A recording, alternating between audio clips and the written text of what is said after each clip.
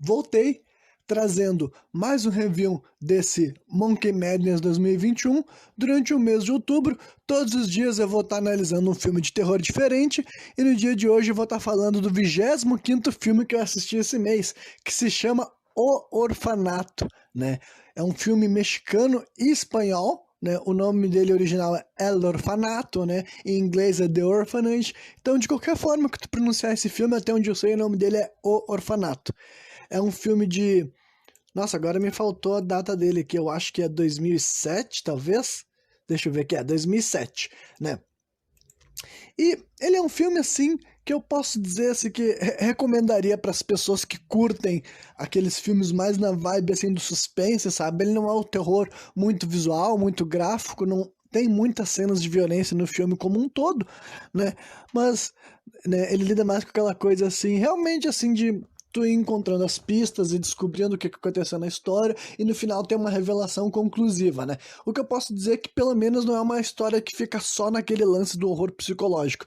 Tem algo paranormal, tem manifestações rolando assim no filme, mas realmente não é o tipo de obra que vai te assustar constantemente e tudo mais, né? É mais a espécie de pavor ou apreensão que ele pode te gerar é mais através das revelações, digamos assim. Então, né, se esse tipo de narrativa parece interessante pra ti, eu aconselho ir lá conferir essa obra, sabe? É um filme legal, acho que ele ainda se sustenta ao longo desses anos, né?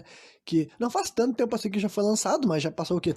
13, 14 anos do lançamento, então já é um filme que já, né, já existe há um tempo aí e tal, né? E uma coisa já que eu vou deixar claro aqui sobre ele, e vou reabordar nesse programa provavelmente, conforme eu for entrando naquela análise minha de cena por cena, é que ele tem muito sim um quê de Guilherme Del Toro. E sim, o Guilherme Del Toro trabalhou nesse filme, mas o filme não é dele. Muita gente acha que esse filme é do Guilherme Del Toro, mas não é. É de um outro diretor, que inclusive já era, tipo, já curtiu o trabalho do Guilherme Del Toro. Os dois se conheciam numa... se conheceram num festival e tal, e daí o Guilherme Del Toro se deu bem com esse cara e falou que quando ele fosse fazer esse filme ele gostaria de trabalhar como produtor executivo, e trabalhou. Então o Guilherme Del Toro bota o dedo dele nessa obra, inclusive eu acho que é notório em várias questões, assim, essa influência do Guilherme Del Toro, né? Mas ainda assim não dá pra descreditar o diretor que de fato trabalhou e dirigiu essa obra, né? Que é o J.A. Bayona, ou J.A. Bayona, não sei como é que ele se define assim e tal, né? Mas então, dito tudo isso, vamos passar então para aquela parte do filme que eu analiso cena por cena, né? A primeira cena do filme eu honestamente achei meio chatinha, né? Mas ela realmente ela tá ali para cumprir uma função muito breve, que é basicamente a gente é apresentado para um orfanato, né? Tem uma personagem que nesse momento a gente não sabe nada disso, mas tem uma menina falando alguma coisa, é algum jogo que tem a ver estilo pega-pega, estilo esconde-esconde, mas não é exatamente assim, entendeu?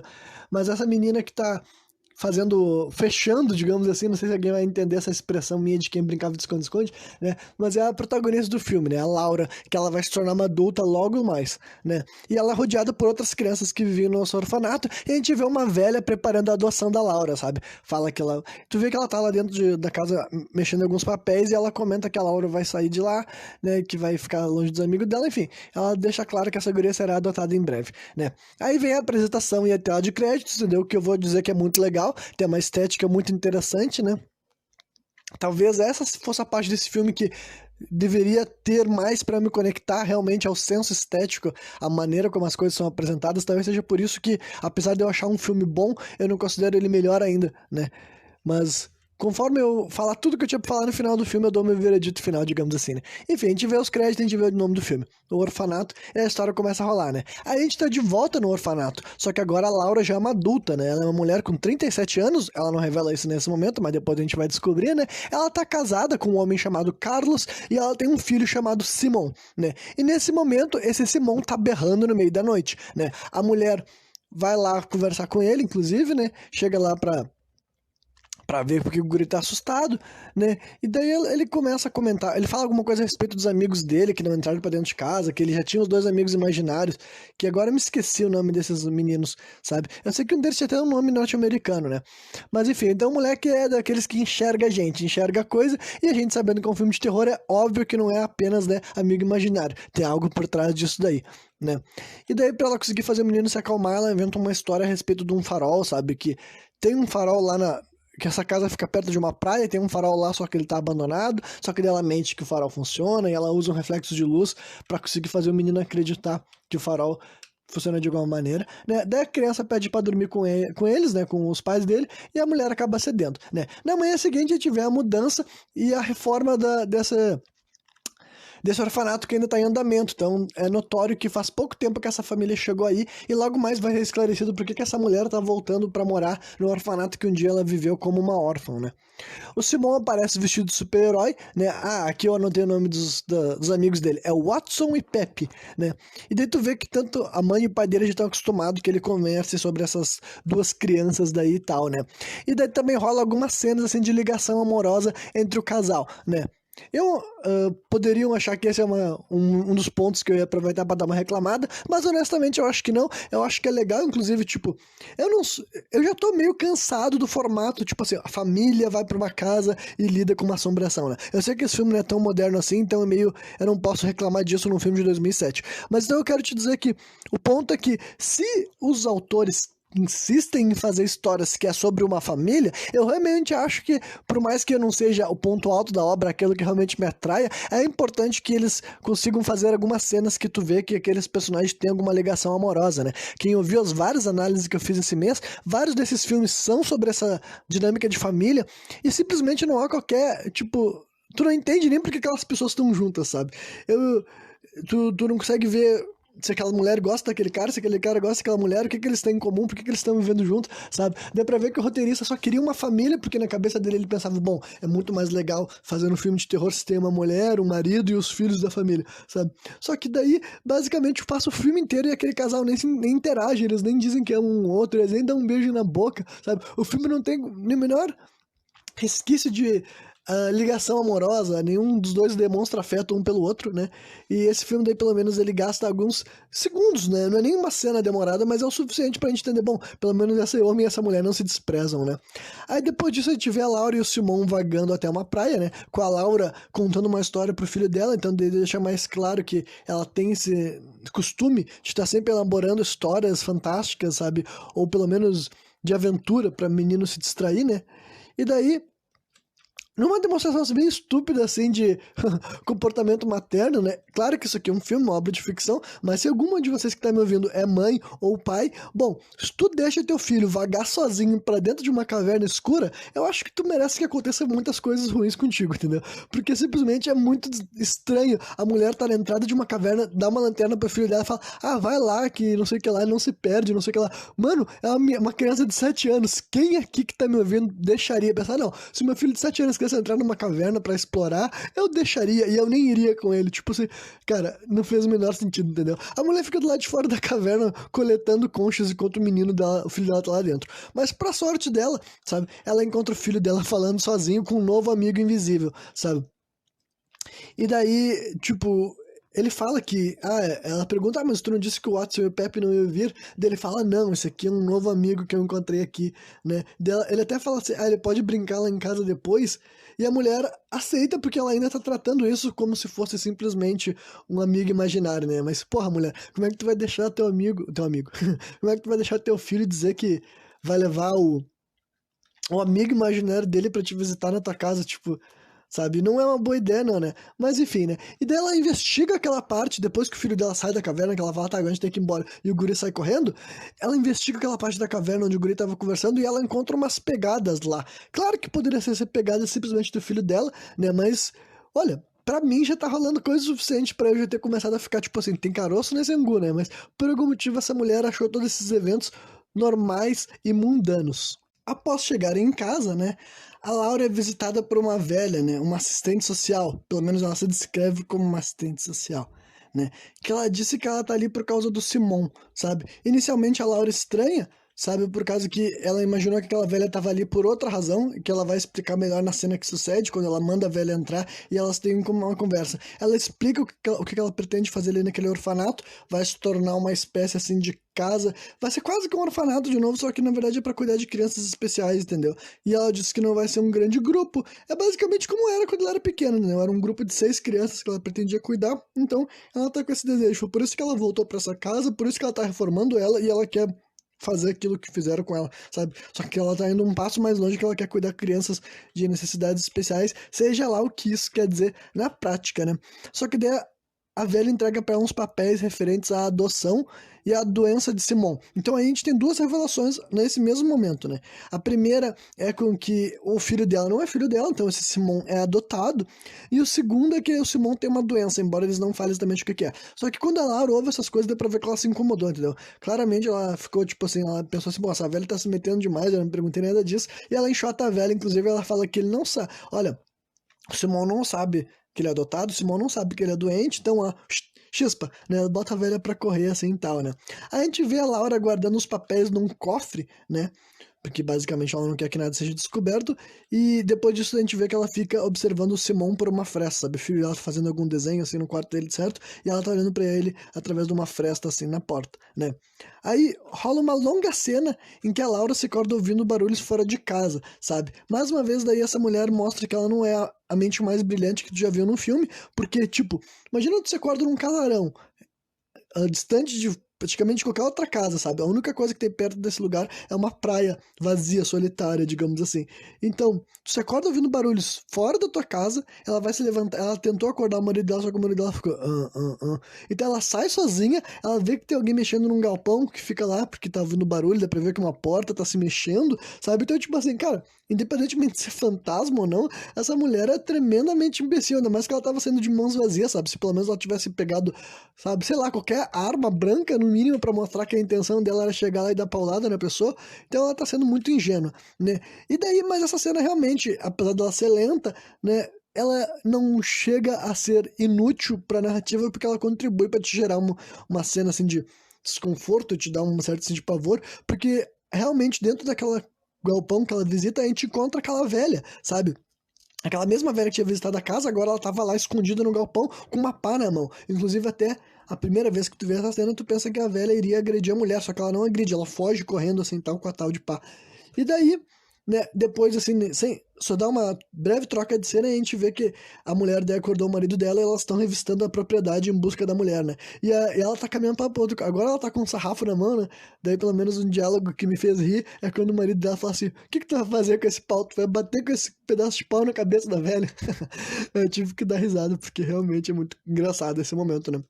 Aí a gente vê assim no outro dia de manhã a Laura sendo acordada pelo Simon, né? Pelo filho dela, com aquele comportamento assim, típico assim de criança que fica, mamãe, eu quero me acordar, enfiando o dedo na cara dela, na boca dela, e ela acaba dando o braço a torcer e se levanta, né? Nisso ela vai até a porta. Ah, eu esqueci de falar que quando eles estavam voltando da praia lá na cena anterior, o Simon veio o caminho inteiro largando conchas pelo caminho, porque a mãe dele tinha coletado várias conchas, ele veio soltando as conchas porque ele disse que isso era para guiar o amiguinho dele até a casa deles, né? E daí nesse momento a mulher se acorda e realmente tem várias conchas daquelas que foram deixadas pelo Simon na porta da casa dela, né? Tudo bem que tu pode dizer, foi o menino que foi buscar e tal, mas, porra, o quão cético tu tem que ser pra nesse momento da história tu já não tá, tipo assim, tem alguma coisa que não tá cheirando muito bem, né?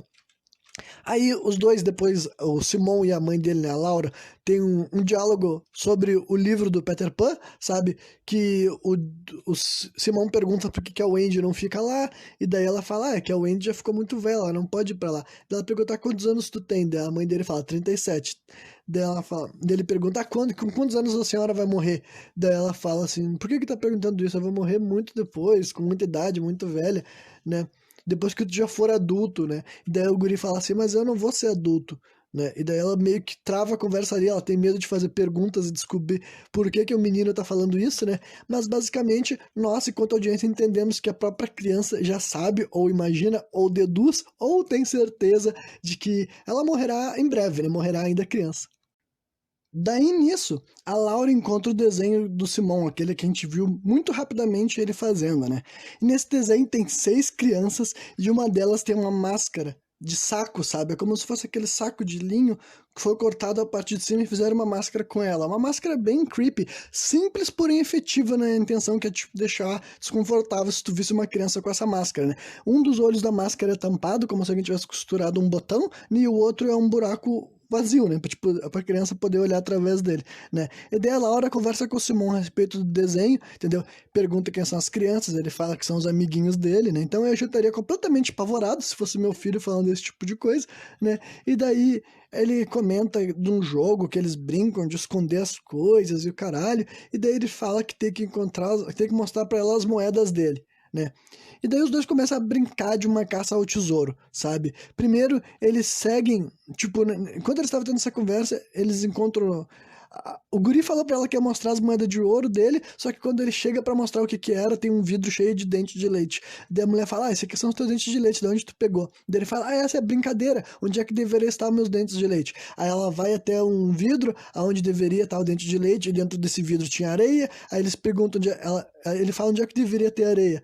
Daí ela fala na praia, não, tem que ser algum lugar aqui no quintal, né? E esse jogo vai continuando com mais alguns objetos, sabe? Eles vão indo de um lugar que leva pro outro, que leva pro outro. Meio que não vale a pena ficar descrevendo essa cena, é muito mais interessante tu estar assistindo, né? Só que no final de toda essa busca, sabe? O Simon abre uma gaveta onde, tipo, no final de toda essa busca, a penúltima coisa que ele encontra é uma chave, que essa chave abre especificamente aquela gaveta onde estavam guardados os papéis que a Laura guardou, falando da doença e da questão da adoção, né? Só que ele abre aquilo lá, a Laura claramente fica apavorada, porque ela pensa, putz, ele vai descobrir, só que quando ele pega o bagulho dos papéis, cai as moedas de ouro dele, entendeu? Então, claramente, é um bagulho extremamente paranormal. Na cabeça da mulher, ela pensou que foi o guri que fez tudo isso, mas, porra, até parece que teu filho de 7 anos ia ter toda a capacidade de orquestrar um jogo complexo desses, né? Enfim, só que daí a Laura fica brava com ele, sabe? E começa a repreender, dizendo que não é pra ele sair abrindo as coisas, nem mexendo nos objetos, que claro, são coisas dos pais deles, que não sei o que lá. Só que daí o guri aproveita essa situação inteira que a mulher tava repreendendo ele, pra jogar na cara dela o que ele descobriu graças ao tal de Tomás. Em primeiro lugar, ele fala que ele tem um novo amiguinho, tal de Tomás, né? E ele fala, Tomás me disse que eu não sou teu filho, e que tu mente pra mim, tu não é minha mãe, e ela fica travada, sabe? E ele empurra ela pra trás e sai correndo, e ela fica tipo assim, putz, fudeu, né? Daí na cena seguinte é basicamente os pais do Simon tentando conversar com ele sobre o que ele descobriu. Basicamente o que eles deduzem é que a criança ouviu a conversa da Laura com aquela velha, né? O nome da velha é Benigna, né? Que visitou eles mais cedo. E depois disso ele encontrou os papéis e agora ele ficou sabendo e não sabia como abordar a situação da adoção, né? Mas a gente já imagina que não foi exatamente isso, né? E daí, mas apesar do pai dele falar, tem alguma dúvida, tem alguma questão, a única coisa que ele pergunta é sobre a doença dele, porque ele ainda não tinha entrado nesse assunto, ele fala, o que acontece se eu não tomar meus remédios? Por causa que ele toma remédio desde que ele nasceu. Ah, esqueci de comentar que a doença dele, nos papéis mostrava ali escrito HIV positivo, né? Então, provavelmente os pais dele, ou a mãe dele, era HIV, ele foi adotado já com essa doença, né? E ele recebeu tratamento a vida inteira. E o pai dele fala, não vai acontecer nada contigo, tu pode ficar semanas sem se medicar, mas a gente sempre vai estar aqui para cuidar de ti, não vamos deixar nada disso acontecer, né? Mas para mim já tava, o presságio da morte dessa criança estava evidente, né? Aí na cena seguinte a gente vê a chegada das primeiras crianças ao orfanato, entendeu? A gente vê que tá com uma faixa dizendo assim, bem-vindos crianças e não sei o que lá, né? E daí a Laura tá pronta, né? Ela que vai ser a gestora desse lugar e tal. E daí ela chega pra falar com o filho dela, né? Diz pro Simão descer e tal. Só que daí o Simão diz que ele não pode descer agora, porque primeiro ela tem que ver a casinha do Tomás com ele, né? E daí isso faz com que a mulher esnobe o guri, que ela fica assim, não, filho, eu não posso ver a casinha de Tomás nenhum, porque até então ela tinha cagado real pra essa história de amigos imaginários e o Tomás, ela não tava levando nem um pouco a sério essa história inteira, né? E daí ele fala que não vai ir e que ele tem que descer, e o guri começa, não, a gente tem que ver a casinha de Tomás, ele começa a dar digamos assim, sendo mal educado, entre várias aspas, e daí o que ele faz assim é empurrar um bolo que tava na mão dela, que ela tava com um bolo que de certo ela fez para as crianças, né? E ele toca o bolo no chão, né? E daí o que a mulher faz, de impulso, ela dá um tabefe na cara do guri. Depois ela até se apavora, ela bota as mãos na cara, só que daí ela só fala assim, tá bom, então, tu não quer descer, então fica aqui em cima, no quarto, como tu quiser, mas eu tenho lá o que fazer, né? E uma coisa que a primeira coisa que leva a pensar que, tipo assim, pô, será que numa situação familiar que tu já é uma mãe adotiva, tu já nunca nem tinha contado direito pro teu filho que ele foi adotado. Ele acabou de descobrir que ele foi adotado de uma maneira nada certa, ainda mais se realmente ouviu isso de um fantasma.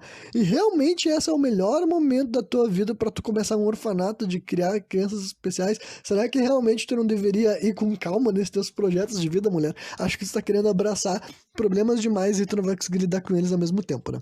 Aí a gente vê a festa de recepção das crianças, meio que nada muito interessante acontece nessa hora que ela tá lá embaixo falando com as crianças e tudo mais, e a gente começa a ver os outros personagens, alguns velhos que a gente não sabe quem são, o que eles estão fazendo ali, se eles são parentes das crianças ou gente que vai financiar o projeto. Cara, não tem muito esclarecimento desse evento, não. O que chama a nossa atenção é que a gente enxerga uma criança que tá vestindo aquela máscara que tinha sido desenhada, sabe? No meio de várias crianças que tem ali, inclusive várias delas estavam mascaradas, porque sabe-se lá por que tava rolando algum evento assim e tal, que né, fazia com que as crianças tivessem que ficar com máscara, mas lá no meio de várias dessas crianças, a tela dá um zoom numa criança que veste uma máscara, tipo, notavelmente similar àquela que o Simon tinha desenhado quando ele fez aqueles 6 crianças e tal, né? E daí, eventualmente, a festa sai de foco porque a gente começa a acompanhar os passos da Laura buscando pelo filho dela. Primeiro ela vai buscar o Simon no quarto dele e ela não encontra ele lá, e depois ela começa a passar por vários outros cômodos, sabe? Inclusive no cômodo assim, do quarto dela e tudo mais, sabe? No quarto dela não. No quarto dela também, mas depois ela chega assim na porta do banheiro, e seria nesse momento, quando ela tá dentro do banheiro assim, olhando lá, que ela vira pra trás e dentro da casa dela, daí, bem no corredor ali, diante dela, tá aquela criança que usa aquela máscara de saco, né? Que tem um olho com botão e o outro olho visível, digamos assim. Aí essa criança basicamente né, ataca a Laura, né? Ela chega assim, ela empurra a Laura pra dentro assim do banheiro. Inclusive é notável tipo, dá pra ver que a roupa que ele tá vestindo tá escrito o nome Tomás. Então, né, tudo isso daí contribui pra a gente imaginar de que essa criança daí era, na verdade, assim, um fantasma, ou espírito, de alguma maneira, daquela criança que tá sendo, né, que a gente tá sabendo que ela existe, ou existiu nesse mundo em algum momento, né. Aí no final, assim, dessa cena, inclusive, ele bate, assim, a porta na mão da mulher, sabe, tipo, pra ela não sair do banheiro e tranca ela lá dentro. E na hora que ele bate, assim, ele realmente esmaga os dedos dela e dá num momento, assim, de violência explícita, digamos assim, que é bem característica do Guilherme Del Toro, né? Para quem já assistiu o filme Labirinto do Fauno, eu acho que tem um exemplo claro disso, de como o Labirinto do Fauno não é um filme necessariamente assustador, embora tenha alguns conceitos perturbadores e tal, mas ele tem umas raras cenas de violência bem explícita. Esse filme daí, assim, claro que é tipo, o que eu tô querendo, nesse momento que eu tô me referindo, é que mostra a mulher arrancando a unha dela, que foi, tipo, quebrada pela lesão, né, e tal. Então é aquela coisa só que, tipo assim, não é nossa. Na vida real é normal, as pessoas, não é normal, né? Mas acontece das pessoas tomarem uma batida tão forte nos dedos que elas perdem a unha, né? Só que eu quero dizer que para um filme que não é um filme gráfico, eles mostram bem explicitamente a mulher arrancando a unha dela, que mostrando que ela se fudeu, né? Quando o guri fechou a porta com raiva assim no dedo dela. E a mulher solta uns gritos para ela ser liberada, né? E daí o marido dela solta ela lá do quarto e daí ela avisa o marido dela de que o Simon desapareceu, né? Eles seguem a busca pela casa, inclusive tem um take que não é pra gente notar tanto assim, mas é o suficiente pra tu saber que existe, que ela entra assim numa sala, sabe aquelas quartinhos de casa onde as pessoas não mexem só pra deixar um monte de entulho lá? Então ela abre lá um quarto e quando ela abre cai uns ferros lá de dentro, sabe? Indicando que lá é um lugar onde ele só coloca um monte de porcaria e não lido muito. E depois ela joga esses ferros lá pra dentro de novo e fecha essa porta, né? E a gente nunca mais ia ver essa porta, exceto até o final do filme, né? Então já tô deslumbrando o que vai acontecer lá adiante, né? E daí a gente vê que ela vai parar na praia, apavorada, gritando, chamando pelo filho dela, e daí quando ela tá chegando até aquela caverna, ela começa a alucinar que o Simon tá entrando na caverna, né? Nisso o marido dela está quase alcançando ela, porque ele sai atrás dela apavorado, ela tropeça, ela cai, machuca a perna dela, inclusive também rola mais um take, dessa vez não é tão explícito, mas o suficiente pra gente ver o sangue da fratura dela, indicando que ela realmente se machucou naquela queda, e ela fica, Carlos, o Simon tá na caverna, o Simon tá na caverna, e ele fica, não tem ninguém ali, Laura, não tem ninguém ali, Laura, né? Aí depois dessa cena a gente já vê o resgate fazendo a busca no mar, né? E na caverna, né? E depois a gente é levado pro hospital, onde o Carlos vai até o quarto da Laura, acompanhado por Pilar, que é uma mulher que ela é uma psicóloga que trabalha com a polícia, entendeu? E eles começam a conversar sobre os casos, a respeito, o que pode ser para encontrar esse menino, né? E daí eles descobrem que aquela velha, a Benigna, que visitou a casa deles há pouco tempo atrás, não é uma assistente social, sabe? A mulher fala, eu revistei, procurei por esse nome, não existe nenhuma mulher com isso daí e tal, perde a descrição, a Laura dá a descrição pra ela, né? E daí, né, basicamente é quando o filme realmente dá aquela guinada real pro sobrenatural, paranormal, e né, não que essa velha seja paranormal, mas eu quero te dizer que, tipo, tudo fica evidente que teve um caráter paranormal, né? A criança desapareceu, a mulher foi atacada por um fantasma, digamos assim, a velha que foi lá se metendo na vida dela não é quem ela disse que era, né? Aí a gente volta pra residência, né, deles, dá pra ver que a Laura continua. Ela tá de cadeira de rodas, no caso, né? Porque a perna dela continua ferrada. E o Carlos entrega pra ela um pingente de Santo Antônio, né? Outra coisa de estar vendo um filme que não é norte-americano, por exemplo, é que esse filme é mexicano e espanhol, né? Uma coprodução desses dois países. Então, Santo Antônio já é um santo que nós estamos muito mais acostumados a ouvir falar aqui no Brasil, né? E ela entrega pra Laura. A Laura, inclusive, fala que ela não acredita nessas coisas. A gente vê que ela não é uma pessoa de fé. E o cara fala assim pra ela: olha, quando a gente encontrar, então o Simão tu me devolve, né? Aí de noite a gente vê que a Laura sonha que ela tá debaixo d'água, sabe? Mas esse sonho daí é muito breve, muito curto, e assim que ela vira pra um lado que ela enxerga alguma coisa, dá pra ver pelo olhar dela que ela tá olhando fixamente pra algo que ela viu dentro d'água, o sonho corta e a gente não consegue ver o que ela tinha visto, sabe? A gente não sabe o que ela tava enxergando. E daí ela se levanta da cama, né? E a Laura passa a ouvir estranhos ruídos pela casa, sabe? E daí ela começa a chamar pelo Carlos, né, enquanto ela tava vendo aquele estalo, e daí depois disso ela abre a porta do quarto do Simon e ela acha uma boneca coberta na cama, sabe? Tinha alguma coisa tampada na cama, e ela destapa, né, e era só uma boneca assim, uma boneca de criança, né? Então a gente passa por um time skip, né? O filme fala assim, 6 meses depois aparece escrito na tela, então já deixa bem claro que o desaparecimento do Simon já está se estendendo por um tempo que fica muito difícil de acreditar que ele será recuperado com vida, né? E além disso também não rolou o aspecto de orfanato, né? A mulher ficou devastada, ela ficou obcecada por recuperar o filho dela, né? Que ela não sabe onde é que foi parar ou como que aconteceu isso com ele. Então, obviamente que ela sabia que não era o melhor momento para abrir uma instituição de amparo, né, de crianças. E daí tu vê que o Carlos e a Laura estão numa reunião de pais que perderam seus filhos, sabe? Ela começa daí a falar um pouco mais sobre o que ela tem vivido, os 6 meses que ela tem passado, que não tem resposta nenhuma, só pra gente ficar por dentro daquilo que eu já tinha meio que estabelecido pra vocês. E depois outros pais começam a compartilhar relatos, assim, de que viram os filhos mortos, entendeu? 1 ano depois da morte, 6 meses depois da morte, eles começam a comentar essas histórias, só que daí a Laura começa a ficar puta, e ela dá aquele tradicional frase de eu não estou louca, sabe? Essa daí é a frase perfeita pra tu falar quando tu quer que as pessoas achem que tu tá louco, entendeu? Tu falar assim, eu não estou louco, é exatamente o que as pessoas querem ouvir pra acreditar que sim, tu tá louca, né? Então, basicamente, a gente entende que não importa que passou 6 meses, a mulher não tá querendo acreditar que o filho dela morreu. Após uma cena de transição, nós vemos Laura e Carlos andando de carro, né? Quando de repente a Laura vê uma velha atravessando a rua. Quer dizer, não é uma velha, é a velha, sabe?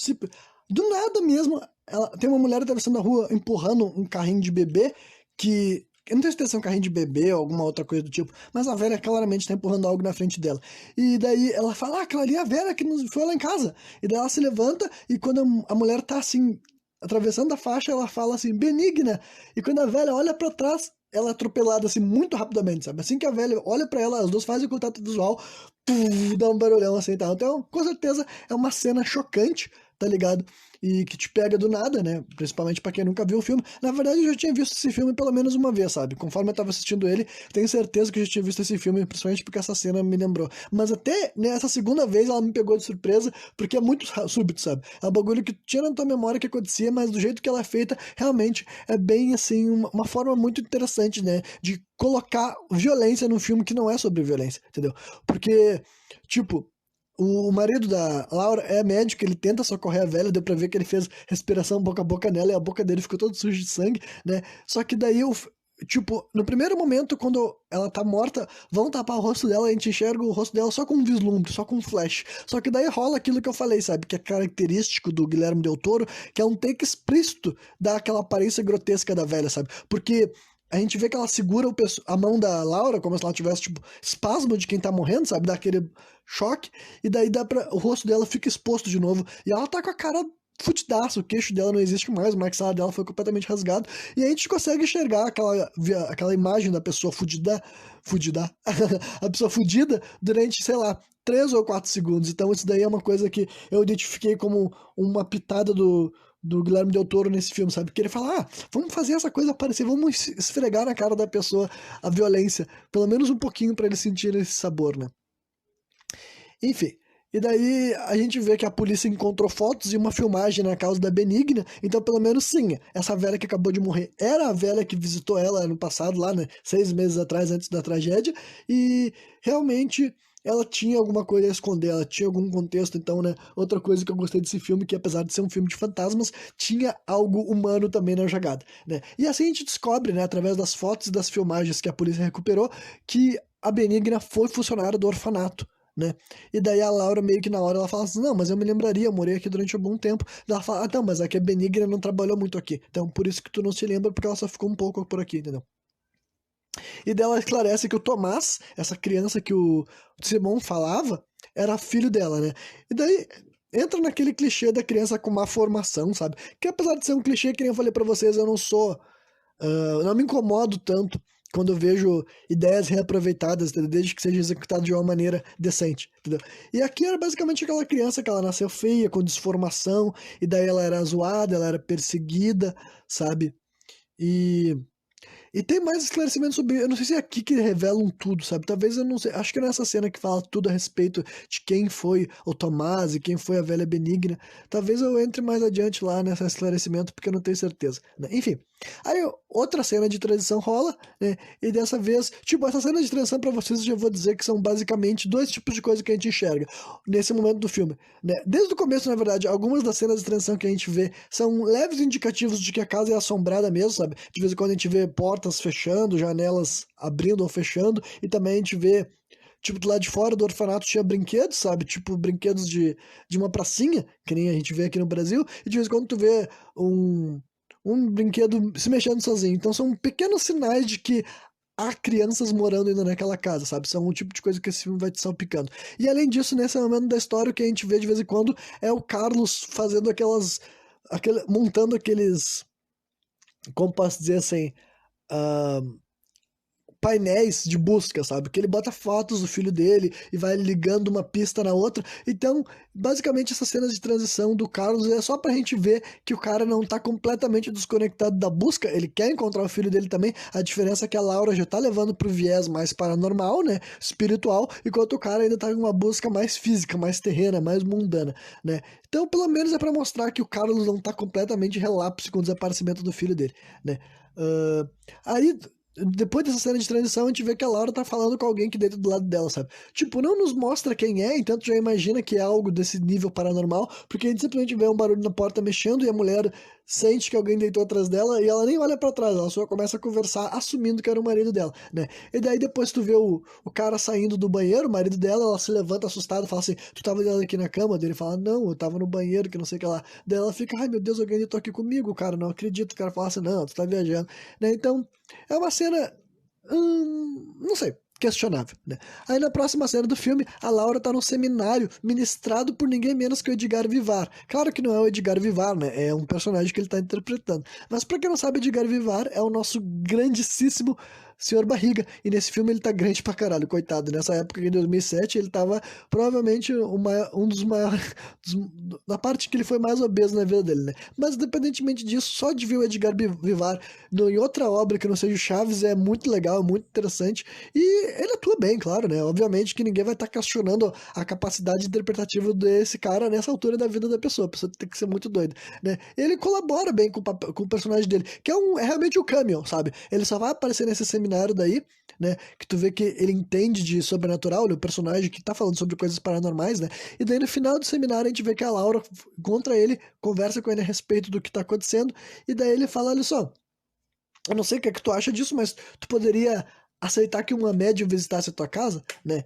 E daí depois assim, a gente vai ver a cena dessa médium, já pula já, né, pra esse momento, né? A cena completa dessa médium investigando a casa deles dura quase 10 minutos, né? Mas agora eu vou fazer uma ampla descrição pra vocês saber o que que vai acontecer, assim. Primeiro, a mulher chega lá e ela, né, ela começa a fazer aquelas paradas meio cafona, sabe, de querer sentir a energia do negócio com a mão, só que depois quando ela fala: eu vou ter que fazer isso, aquilo pra encontrar as pessoas, eles passam por procedimento que torna pelo menos um pouco mais, ah, não digo único, mas toda essa cena daí começa a se organizar de uma forma que vai gerar uma expectativa maior porque a gente pode ver ou não, né? E daí os caras montam aparelhos, botam câmeras pela casa e eles ficam todos numa única sala. Quem tava junto com eles aí, tipo assim, o nome da médium é Aurora, né? E quem tava na outra sala, olhando através das câmeras, que eles tinham botado uma câmera em cada um dos cômodos da casa, pelo jeito, pra conseguir ver o que a mulher vai estar fazendo enquanto ela anda por lá. Tem um cara que é auxiliar dela, que é o cara que opera essas câmeras. O Edgar Vivar também tá aí, né?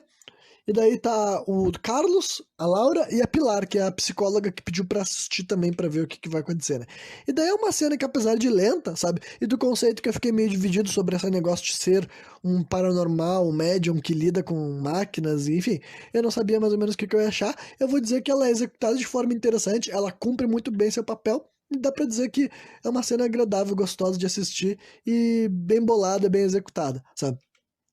E tanto a narrativa progride ali, quanto nós também, quanto a audiência, a gente descobre um pouco mais, sabe? Nós não enxergamos nada, porque, como eu falei, esse filme não é sobre te chocar com imagens, mas ao mesmo tempo, a Aurora fala que tem espíritos de crianças aqui sim, eu posso ouvir elas chorando, e a Laura pergunta, o Simão tá aí, daí ela fala assim, olha, eu não sei te dizer, por causa que, né, são vozes de criança, parece que elas foram envenenadas, quem envenenou elas? Só que, claro, muito mais dramático, entendeu? Realmente, quando tá assistindo essa cena, ela tem um efeito maior do que eu comentando a respeito, né? Então eu não tô querendo aqui reclamar, não. Acho que é uma cena que funcionou assim. Eu acho que dá pra te conduzir, tipo, né? Os 10 minutos que ela usou foram 10 minutos bem gastos. Aí depois disso tudo, né? Que nem eu falei, não é um filme assim que tenta ir pro lado da parte mais assim dos ataques, entendeu? Não é como se a mulher tivesse sido atacada, enxotada, os espíritos se manifestassem de uma forma assustadora, ela simplesmente escuta e ouve, né, sinônimos. E se ela enxerga, ela nos mostra o que ela vê, entendeu? Fica tipo assim, até o critério. Então depois disso a Aurora explica por cima o que acontece naquela casa, entendeu? Ela fala que, quando tem uma morte assim com dor, com violência, pode ficar gravada, aquele sentimento pode ficar ecoando pra sempre e tudo mais, né? E daí o Carlos se incomoda, ele fala assim, eu não quero saber disso, tu não tá vendo que isso deu um golpe, que essa mulher tá querendo te enganar. Daí ele fala, te enganar por quê? Se eles nem estão me cobrando dinheiro. Daí a Pilar pega e se mete na história, sabe, e começa a falar um monte de bagulho sobre isso. Eu trabalho com a polícia há muito tempo, eu já sei como é que esses charlatões operam. Daí a Laura fica puta e xinga os dois e fala, olha só, tu fica quieto, manda o marido dela ficar quieto e fala assim, e tu, eu nem te convidei pra vir aqui assistir esse negócio, então o que que tu tá fazendo aqui? Há 6 meses que a polícia não consegue me dar uma dica, nada que me ajude a encontrar meu filho, então se tu não vai falar porra nenhuma, te manda daqui então, né? E daí, basicamente, a noite acaba ali, né? A Laura se despede da Aurora, né? E daí, depois disso, quando ela volta pra dentro de casa, ela vê que o Carlos tá desmontando o quadro dele, sabe? Aquele quadro onde ele tava fazendo. Onde a gente só enxergou esse quadro em cena de transição, né? Então, pessoas menos atentas nem vão entender o que é isso que ele tá desmontando, né? E os dois conversam sobre a possibilidade de deixar a casa, sabe? Que o Carlos diz que, mas tem muita pessoa que aguenta, muita pessoa que consegue sobreviver a um dos relacionamentos que sobrevivem à perda de um filho. Só que a Laura ainda não tá disposta a encarar por esse lado, que é o lado que o Carlos tá levando, sabe?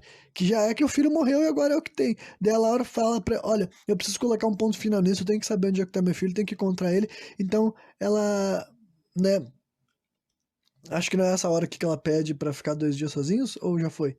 Não, acho que não, né? Depois rola essa parte, peraí. Então, a Laura, a gente vê ela sentada fora de casa, sabe? Que ela tá com uma cara assim de cão sem dono. Depois ela entra e ela anda muito lentamente, sabe? Olhando pros lados e tal. Uma cena bem devagar, bem parada, mas que pra esse tipo de filme acho que tem a ver. E de certa forma eu vou dizer que ele acelerou mais do que eu pensava, então, né? Não é nada demais ele resolver diminuir o ritmo pra gerar um pouco mais de apreensão e expectativa. E daí ela dá um grito dizendo que ela não tem medo, o que vocês querem de mim? E de repente uma janela fecha atrás dela e se quebra, sabe? Só que daí ela chega até onde os vidros da janela caíram e ela descobre que embaixo daquela janela tinha um banco oco, sabe? Aqueles que tu levanta o assento e tem algo ali, dá pra te pegar algo lá dentro. E dentro desse banco oco haviam várias bonecas, sabe? Aí faz com que ela vá atrás daquela boneca que ela tinha encontrado misteriosamente na cama de Simon. Ela coloca aquela sexta e última boneca lá, e daí quando ela faz isso, ela encontra uma foto dela com o Simon. Então, basicamente, ela começa a jogar aquele jogo que ela tinha jogado com o filho dela ainda vivo, lá no começo do filme, sabe? Ela leva a foto de volta pro álbum, aí lá no álbum ela acha uma rosa seca, ela leva a rosa seca até a roseira. Na roseira ela encontra um retalho enterrado, ela leva o retalho até um armário onde ela vê umas mudas de roupa, e nessas mudas de roupa ela encontra uma embalagem de picolé, que essa embalagem de picolé era um negócio que o filho dela guardava num caixote do tesouro dele, digamos assim. Ela leva ela leva essa embalagem até o caixote, e dentro do caixote ela encontra uma maçaneta, né? Que é tipo assim, uau, onde é que ela vai fazer com essa maçaneta? E daí ela começa a buscar essa maçaneta, né? Onde é que ela encaixa? Ela procura várias portas pela casa, vários armários que também são de maçaneta, e não encontrou lugar nenhum que esteja faltando uma maçaneta. Eventualmente, nessa busca dela, ela vai parar lá no galpão, sabe? Naquele galpão onde rolou aquela cena tensa com a velha Benigna há muito tempo atrás, né? Nisso ela encontra um pingente com as fotos, com fotos da Benigna, certa mulher tinha perdido lá, sabe, um pingente de ouro que tem aqueles pingentes que a gente vê bastante assim em filme, oval, que vai uma foto pequenininha dentro, né? E daí, nesse galpão, ela encontra uma espécie de forno bem grande que tá com vários sacos de cimento, parece, na frente, sabe? De uma das três portinhas que tem nesse forno, sabe aquelas portinhas de forno, assim, pequenininha? Uma delas tá presa, né, com um cadeado, e ela faz de tudo para abrir aquela porta. Primeiro ela pega uma pá de corte, tenta arrancar o cadeado fora e não consegue, e depois disso ela simplesmente começa a meter bicudas, assim, na portinha até quebrar ela, né? Aí ela retira vários tijolos que estavam dentro daquele forno, e depois, atrás dos tijolos, ela encontra vários sacos do fundo, né? E quando ela começa a tirar aqueles sacos, a gente começa a ver que aparentemente eles estão cheios de areia ou cimento, algo desse tipo, sabe? E além disso, ela encontra ossos, né? Daí começa a vir a revelação que meio que nós estávamos esperando, né?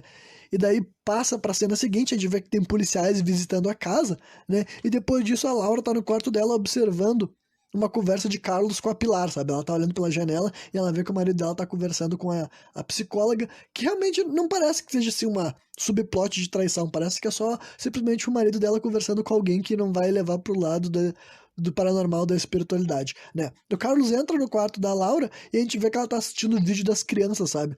E daí ela começa a falar que ela começa a constatar, sabe, quem matou elas foi a Benigna, sabe? Ah, esqueci que antes disso, com certeza, eles tinham esclarecido que os culpados da morte do Tomás e como que o Tomás morreu, o contexto da morte dele foi feito pelas crianças. Então agora eu vou dar toda a explicação sobre isso para quem tinha ficado em dúvida, sabe? Moral da história é que as crianças estavam brincando com o Tomás lá naquela praia, lá naquela caverna, e quando eles entraram na caverna, eles arrancaram a máscara do guri para ele sair da caverna com o rosto exposto. Só que no final das contas ele não saiu, ele se perdeu de certo lá dentro e morreu, caiu, tropeçou. Enfim, a criança, o Tomás, morreu naquela caverna, por isso que o Simon encontrou o espírito dele lá dentro, sabe? É lá onde ele faleceu. E depois que isso aconteceu, a Benigna se vingou das crianças, entendeu? Claro que, tipo assim, as crianças foram escrotinhas e tudo mais, né? Só que o jeito de tu fazer isso não é tu pegar e matar outras 5 crianças. Então, basicamente, uma matação inteira, né? As 5 crianças foram responsáveis pela morte do filho da velha, e a velha foi lá e matou as 5 crianças envenenadas, pelo jeito, né? Então era nisso que a Laura estava constatando nesse momento, né? Que a velha fez isso para se vingar. E depois ela tinha ido até aquela casa ali e tal, porque ela ficou preocupada que gente foi morar ali e ficou com medo que as pessoas fossem recuperar os ossos que ela tinha guardado ali e tal. Só que felizmente para ela, ou não, não sei, ela já estava morta antes. Ela foi atropelada antes que a polícia pudesse levar ela pra cadeia, né? Aí tu vê que o Carlos não tá acreditando nas deduções da Laura, que pra ele simplesmente o filho dele morreu e era isso, e diz que eles vão se mudar, né? E a Laura fala, olha só, eu preciso de mais 2 dias aqui nessa casa sozinha, né? E daí o cara concorda, né? Porque ele não pode obrigar ela a fazer nada, né? E numa cena silenciosa eles se despedem. Literalmente eles não falam nada um pro outro, só rolam um breve beijo entre os dois. O Carlos entra dentro do carro e fica olhando pra ela com uma cara assim. Eu vou dizer que é um misto assim de desaprovação com julgamento, mas talvez, certo, ele já tava assim imaginando, deduzindo que deixar aquela mulher sozinha naquela casa, naquele estado psicológico que ela estava, que a gente sabe que ela, tipo, claro que ela não tá louca, né? Ela realmente tá lidando com coisas sobrenaturais. Mas mesmo que ela não esteja louca, não muda o fato de que ela tá passando por um grande, grande estresse psicológico, mental e emocional durante tudo isso daí. Então talvez o próprio Carlos sabia que aquela ali podia ser a última vez que eles vão se ver. E eu vou dar um spoiler pra vocês, realmente será a última vez que eles vão se ver. Daí, com a Lara sozinha, vai começar, digamos assim, as cenas finais do filme, né? Acho que ainda falta uns 25 minutos desse filme, né? Porque ele não é tão rápido assim. A duração dele também não é tão curta, é 1h45, então digamos que, né, não é um filme longo, mas também não tá mais do curto, é uma duração boa, entre aspas, digamos assim, né? Não que eu acho que filme curto não seja bom, acho que ser curto também é um ponto alto, né? Quanto só longo que é complicado. Pro filme ser longo, ele tem que estar bem estruturado para não ficar uma porcaria, né? Mas agora que eu me perdi o tempo falando disso, né? Basicamente a gente vê que ela tá mudando o orfanato, deixando o orfanato como antigamente, sabe? Porque isso tem a ver com um pouco das coisas que a a Aurora tinha dito pra ela, né, a médium, dizendo que se tu tiver um objeto da pessoa fica mais fácil tu manter um contato com ela e tudo mais. Então, basicamente, a gente vê que ela recupera as roupas de cama antigas, né, e ela começa a arrumar a casa, ela deixa o quarto que ela dormia com as outras crianças igual era, com a mesma roupa de cama antiga, e ela faz um espantalho, que eu não entendo muito bem o que o espantalho é, se o espantalho deveria representar alguma das mulheres que cuidavam deles, eu não sei, né. E a gente vê que ela vai catar amoras também, sabe, ela se veste com uma roupa antiga, né, daquela época, e depois ela começa a tomar alguns remédios, entendeu? Que nunca é claro o que ela tá tomando, né? Mas a gente imagina que isso deve ser alguma coisa que vai ser utilizada como justificativo para a morte dela, digamos assim. E adivinha, é exatamente isso que vai acontecer, né? Aí a gente vê que no entardecer ela toca o sino do orfanato, sabe? Aqueles sinos tem, tem, tem, tem, tem, assim, né? E depois a gente vê que a mesa está montada da mesma forma que ela ficava antigamente. O que eu acho meio complicado, né? Mas basicamente é um filme inteiro de ficção, né? É um filme que tem fantasma e espíritos, não sou eu que vou encrencar com o fato de que ela conseguiu deixar o orfanato igual era há, sei lá, 30 anos atrás, né? Mas é bem difícil imaginar que tantas roupas de cama e tantas toalhas e tantos utensílios de cozinha tenham ficado tão bem preservados durante tanto tempo assim, né? Eu aqui no Brasil posso dizer que eu não costumo ver esse tipo de coisa acontecer, né? E daí ela tá lá naquela mesa, ela tá servindo um café dela, assim, ela tá sozinha na mesa, mas tá montada como se fosse para várias pessoas. Inclusive, ela até colocou cada uma das 6 bonecas na mesa sentada com ela, sabe? Como se fossem as crianças que morreram. Só que daí ela tem um surto, né? Porque ela vê que ela tá fazendo tudo aquilo lá e não tá rodando nada. Então realmente ela tá naquele ponto da história que ela tá se questionando: será que realmente eu tô doida, eu tô maluca e não tem nada pra ver nessa casa, né? Aí tu vê que ela vai pra uma sala escura e ela começa a fazer aquela brincadeira da primeira cena do filme, sabe? Que ela fala 1, 2, 3, bate no pique, acerta no pique, alguma coisa tipo assim, sabe? Ela faz isso, olha pra trás e não acontece nada. Aí na segunda vez que ela faz, que ela já tá chorando, ela olha pra trás e quando ela vira pra frente dá um barulho, tum! Daí ela faz pela terceira vez, ela olha pra trás, aí tem um vulto atrás dela. Ela faz mais uma vez, ela olha pra trás, tem vários vultos atrás dela. 6 crianças já estão ali. Ela faz mais uma vez, daí quando ela faz pela última vez, uma das crianças toca nela e saem correndo, como se fosse uma brincadeira de pega-pega, esconde-esconde, tipo assim, né? E daí ela começa a correr atrás das crianças e tu vê que ela tá sendo guiada até aquela sala que nós tínhamos visto uma única vez nesse filme. Aquela sala lá do dia que o Simon sumiu, que eu falei que é onde ela guardava um monte de coisa, um monte de entulho, né? Então tu já começa a ligar os pontos, né? Pelo menos eu comecei a ligar os pontos. Aí tu vê que ela é trancada lá dentro, literalmente, a gente consegue enxergar assim uma cena que a porta vai fechando, fechando, fechando, e quando ela tá quase fechando, uma mão bate ela, sabe? E a gente sabe que ela tá sozinha lá dentro, então basicamente foram os fantasmas que trancaram ela lá dentro. Mas, né, os fantasmas desse filme inteiro nunca fizeram nada ruim, digamos assim, nunca teve um ataque desses fantasmas. É claro que eles te assustam, né? Mas dá pra entender que eles estão querendo mostrar alguma coisa, realmente guiar alguma coisa, né? E lá dentro, ela começa a investigar, porque ela não tem como sair pela porta, já que ela tá trancada, então ela vai ter que investigar aquele lugar. E daí, eventualmente, ela encontra uma porta secreta, né? Aonde a maçaneta, aquela que ela coletou, que tava com ela nessa. Ela tava carregando essa maçaneta para pro outro, encaixa nesse lugar perfeitamente. Olha, gente, até parece que tudo isso é armado, entendeu? Até parece que esse filme é programado e o roteiro é seguido passo a passo, né? Enfim. Aí ela desce as escadas, né, pra um lugar que ela não sabia onde é que ela era, e lá basicamente a gente descobre o quarto secreto do Tomás, sabe? Era basicamente onde o Tomás vivia, porque tinha sido dito lá no metade do filme que o Tomás, por ser uma criança com essa aparência bizarra dele, ele não convivia com outras crianças, ele vivia isolado em algum lugar do orfanato que ninguém além da mãe dele sabia onde é que era. E basicamente é um grande quarto secreto, a gente consegue descobrir que era do Tomás por causa dos desenhos, por causa das coisas, assim, pouco a pouco fica esclarecido que quem morava nesse lugar que ela não sabia onde é que era, né? E nisso daí ela acaba se aproximando de um lugar, de uma cama, parece, e ela encontra o filho dela, sabe? Literalmente o filho dela tá bem, tá vivo, eles começam a conversar, só que, né, tu, enquanto audiência, tu pensa assim, peraí, como é que a criança desapareceu por 6 meses, essa criança doente, HIV positivo, ficou aí no porão durante 6 meses, ela tá bem? Pera aí, Laura, acho que tu não tá certa no que tu tá enxergando, né? E daí ela chega até a escada e antes dela subir começa a dar barulhos na casa, começa a dar tremer e ela ainda não tinha entendido que os fantasmas não são necessariamente amigos dela, sabe? E daí ela dá um longo discurso desejando que os fantasmas desapareçam, que ela pede pro filho dela ter força e ter coragem, que agora que ela encontrou ele vai dar tudo certo, vai dar tudo bem. Só que daí no final, quando ela pede pros fantasmas desaparecer, tu vê que a casa para de tremer, a paleta de cores da cena muda, tudo fica mais calmo, só que daí cai aquele. O que ela tava segurando no colo, que ela achava que era o filho dela, é basicamente um saco de areia, sabe? Ele cai no chão assim e tu vê que escorreu um pó, uma poeira dentro dele, e daí ela fica tipo assim: peraí, Como assim? Né? E depois ela vira pra trás e ela começa a ver um cadáver, sabe? Um corpo caído no chão, né? E daí, basicamente, quando ela tá se aproximando do corpo, ela começa a se lembrar do que ela conversou com o Simon no dia da morte dele, que é quando ele fala assim, ai mãe, eu quero te mostrar a casinha do Tomás. Daí ela começa a casinha do Tomás, a casinha do Tomás, daí ela fica, puta que pariu, essa é a casinha do Tomás. E daí, basicamente, eles nos mostram umas cenas extras pra gente entender que um menino tropeçou ali e tal, sabe? Ele resbalou, se machucou e ele morreu ali, né? Porque ele tava num lugar da casa que ninguém além dele sabia que existia. A mãe dele nem foi investigar lá porque ela nem sabia que esse lugar existia. Inclusive, ainda dão mais uma. É como se ainda quisesse esfregar mais a culpa dela ainda, que dá a entender que quando ela entrou naquela sala e ela viu que tinha aqueles ferros, depois empurrou pra dentro e fechou a porta, foi ali que ela condenou a morte do guri, sabe? Parece que quando ela empurrou aqueles ferros, fez com que alguma coisa batesse na parede e derrubasse ele, ou simplesmente prendesse a porta e ele não conseguisse sair. Eu não sei, mas dá a entender de que ela ainda. Além dela ter negligenciado o pedido do filho dela e tal. Então, basicamente, é um golpe muito forte, né? Ela dá um grito horrível quando ela tira a máscara da criança, porque o filho dela tá vestido de super-herói. Só que, se eu não me engano, parece que ele também tá vestido a máscara do Tomás. Aí eu fico meio confuso se aquela criança que atacou ele lá atrás era o Tomás ou era o Simon, sabe? Tem algumas coisas desse filme que eu posso dizer que eu não tenho 100% de exatidão na hora de falar pra vocês. Mas o que eu tenho certeza é que a criança morreu naquele dia mesmo, sabe? Ela não ficou 6 meses viva. Ela morreu, a mulher encontra o cadáver dele, né? Ela sofre. Então, tipo, é realmente um golpe forte, né? Porque a história que esse filme quis te contar é uma história de dor, sofrimento, de luto e de uma mulher que ainda por cima vai se sentir responsável, né?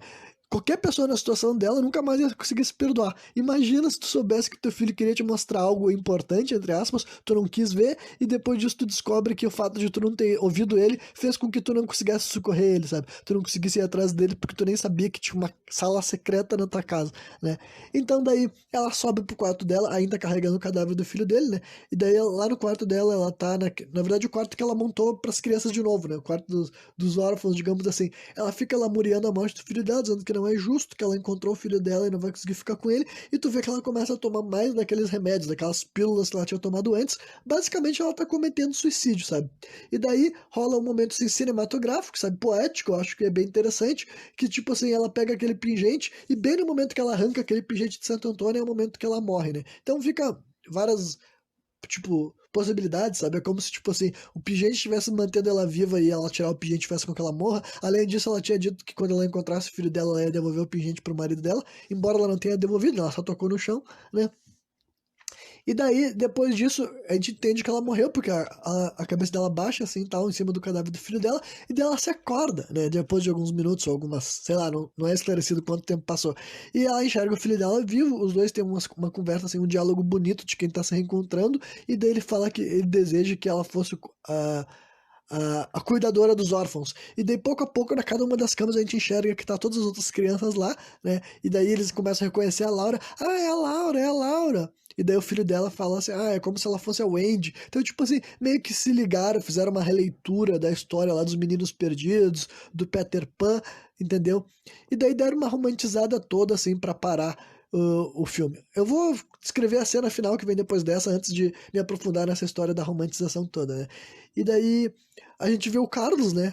A cena depois desse momento que ela tá lá no quarto com todas aquelas crianças, lendo uma história pra eles. Na verdade, lendo não, ela cria histórias. Ela pede pro Tomás escolher 3 palavras, ele escolhe Meninos Perdidos, praia e caverna, se eu não me engano. Ou praia e farol, algo desse tipo. Ela escolhe essas 3 palavras e a mulher começa a inventar uma história pra aquelas crianças fantasmas, que agora ela também é uma fantasma, né? E daí a gente vê o Carlos visitando o túmulo dos dois, né? Tá escrito assim, o túmulo da esposa dele e do Simon. Então agora, pelo menos ele sabe que o filho dele tá morto, ele pode enterrar o filho dele, porque de certo, depois de 2 dias, ele voltou lá para aquela casa e encontrou aquela cena macabra, fúnebre, da mulher dele morta segurando o cadáver do filho dele, né? Então, e, tipo, é aquela cena ali que eu até achei que seria a ultimíssima cena do filme, sabe? Que ele tá ali com uma cara meio que, tipo, mista de... Tipo, pelo menos a mulher encontrou o que ela queria, ela vai poder descansar, digamos assim, né? E depois disso, mostra ele dentro da casa, aparentemente a casa tá vazia, ele vai se mudar, né? Não faria sentido ele continuar morando nessa casa que trouxe tanto sofrimento pra ele mesmo, né? E daí rola uma cena, assim, que abre uma porta sozinha e ele encontra no chão um pingente de Santo Antônio, sabe? E ele olha pra uma sala que a gente não vê o que ele tá vendo e ele dá um sorriso e aparece o orfanato e termina, sabe? Então, basicamente o final dessa história é uma baita de uma romantização, sabe? Toda aquela cena lá no quarto com os fantasmas, tá com uma trilha sonora, assim, emotiva, não triste, não... Tipo, pode ser um pouco triste, mas tá mais pra isso, olha só que bonitinha a mãe e o filho se encontraram, né?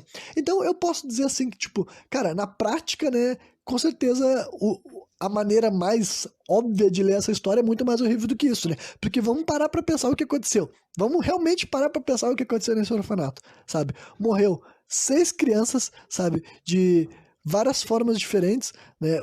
Uma foi morta pelas outras crianças e outra foi morta pela mãe dessas crianças.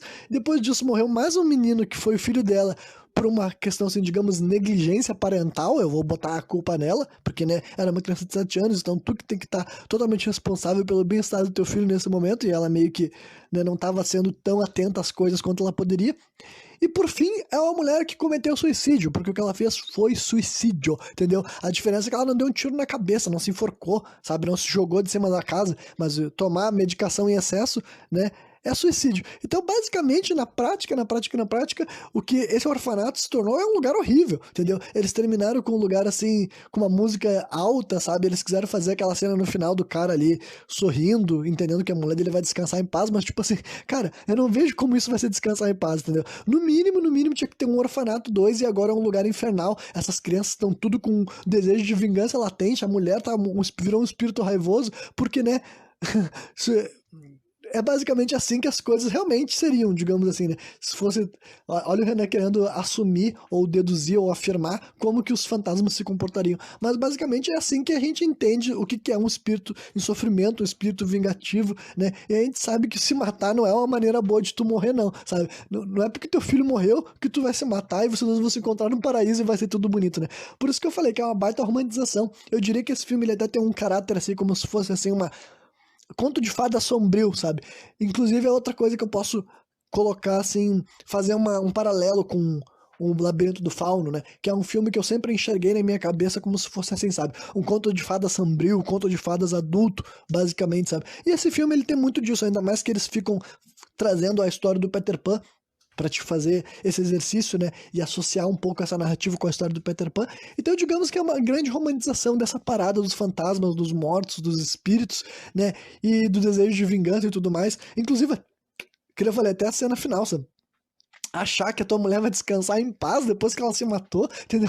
Na verdade, não, cara, não vai descansar em paz, não. Achar que ele ia chegar naquela casa e ele sentir um sentimento bom de despedida, não, cara, era pra te estar chorando, lamentando, era pra te ficar assim, meu Deus do céu, meu filho morreu, minha mulher se matou, essa casa tá assombrada, sabe? Era pra ser algo desse nível, mas eles foram pra uma rota completamente diferente, e tipo, considerando que o filme não é realmente uma história assustadora, eu acho esse final totalmente aceitável, sabe? Eu acho que realmente, se tu queria contar um conto de fada sombrio e terminar com um sentimento assim, né? Dá pra dizer que é um final trágico, mas eles quiseram deixar a audiência sair bem daquele filme, sabe? Apesar de a gente ter acompanhado uma história que, na essência, é uma mulher que perdeu o filho dela e passa meses buscando e depois ainda se mata enquanto encontra o filho finalmente morto, né?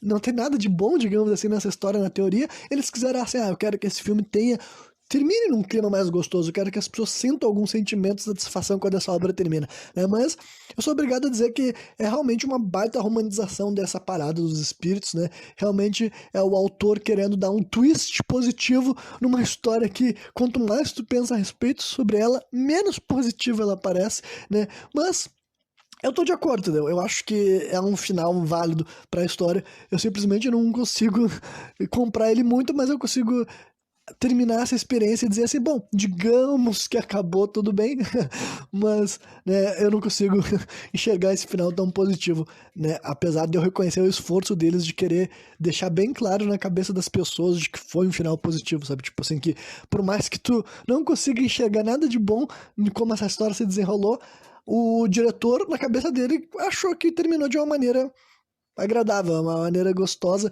que as pessoas vão conseguir sentir que a mulher conseguiu o que ela queria, né? Mas se essa história se fosse levada ao pé da letra, provavelmente esse orfanato não teria sido um lugar gostoso, não. A próxima pessoa que morar nesse lugar daí vai estar fodida, sabe? Vai estar condenada a sofrer na mão desses seres, dessas criaturas que vão ficar ali completamente enlouquecidos, completamente obsessivos, completamente raivosos, sabe? Porque é o que os espíritos vingativos têm, sabe? E é o que essas pessoas todas foram.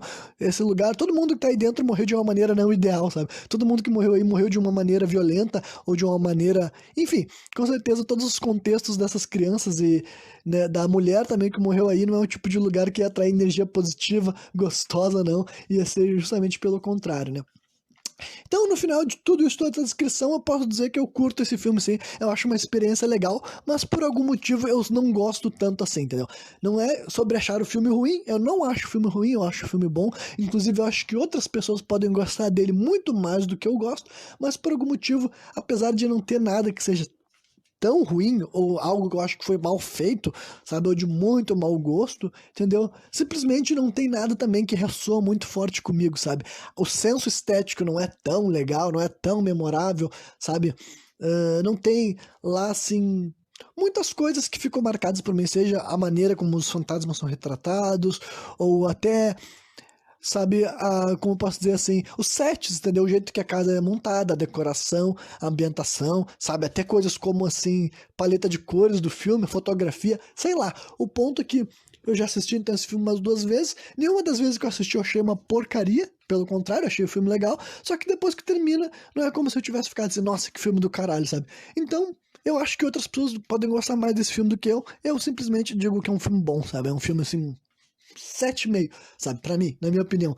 10 é os filmes que eu sou apaixonado, então 7,5 é um filme que eu posso dizer com cara séria para outras pessoas assistirem, conhecerem, quem sabe eles vão gostar mais do que eu, mas eu posso dizer que não é um dos filmes que eu amo, que eu gosto muito, né? Talvez eu não vá revisitar ele nunca mais, porque né, não é como se fosse uma história que eu me sinto muito estimulado a ficar acompanhando, mas nada disso aqui quer dizer que eu não gosto, ou que eu acho ruim, ou que eu acho mal feito, mas né, tem alguns filmes que simplesmente uma ou duas assistidas pra ti já tá mais do que o suficiente, né? Mesmo que tu tenha gostado, não é uma jornada que tu tá ansiando pra repetir, né? E de modo geral é assim, entendeu? Uma romantização no final da história, mas eu acho que, considerando que a vibe do filme era essa, como é que é mesmo que eu tinha falado? Conto de fada sombrio, eu acho que ele consegue suprir bem essa expectativa, esse negócio assim, tal, de quem quer assistir uma história nessa linha, né? E amanhã eu vou estar trazendo análise de um filme bem diferente, o nome do filme é Brain Dead, né? Dead Alive, ele é um terror trash e comédia junto, entendeu? Bem daquelas loucuradas que eu gosto. Então vai ser uma mudança de clima de novo, né? Pra acabar esse mês trazendo diferentes tons, diferentes nuances do gênero de terror, né? E quem me viu até o final, eu espero que tenha curtido e valeu!